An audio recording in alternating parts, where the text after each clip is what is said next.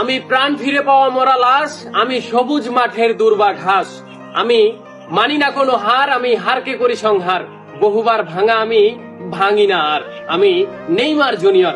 লাইনটি বোধহয় Brazilian superstar Neymar জুনিয়রের জন্যই লেখা হয়েছে।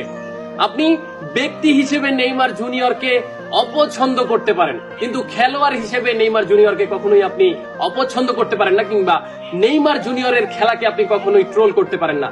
ব্যক্তি হিসেবে নেইমার জুনিয়রকে আপনি ট্রোল করতে পারেন, কিন্তু খেলোয়াড় নেইমারকে আপনি কখনোই ট্রোল করতে পারবেন না। কিন্তু এবার জীবনের সঙ্গে যুদ্ধ করে টিকে রয়েছেন হাসপাতালের বেডে, কাতরিয়েছেন কিন্তু বহু সময় ধরে নেইমার জুনিয়র। আপনি নেইমার জুনিয়রের ফ্যান না হয়ে মেসির ফ্যান হতে পারেন, কিংবা আপনি ক্রিস্টিয়ানো রোনালদোর ফ্যান হতে পারেন। আপনার আশা থাকতে পারে একটি গোল্ডেন বুট, একটি গোল্ডেন বল বা একটি বিশ্বকাপ। আমাদের নেইমার জুনিয়রের ফ্যান যারা রয়েছে আমরা, আমাদের সব থেকে বড় আক্ষেপের বিষয়টা কি জানেন? আমরা অনেকক্ষণ ধরে বসে থাকি নেইমার জুনিয়রের খেলা দেখার জন্য, কিংবা খানিকক্ষণ বসে থাকি না, আমরা অনেকক্ষণই বসে থাকি, কিন্তু নেইমার জুনিয়রকে আমরা আগের মতো মাঠে দেখতে পাই না।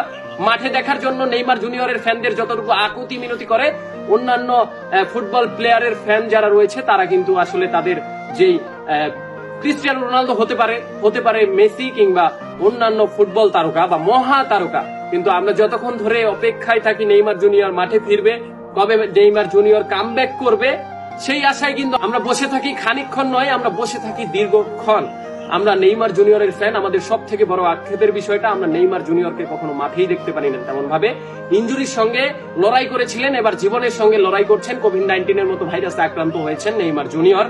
আমরা দোয়া করি সে যেন তাড়াতাড়ি সুস্থ হয়ে মাঠে ফিরে আবার মাঠে যেন খেলতে পারে, ইনজুরি থেকে সেরে যেন নতুন করে কামব্যাক করতে পারে, আবার যেন হাঁটতে পারে চিরচেনা সেই সবুজ গালিচায়।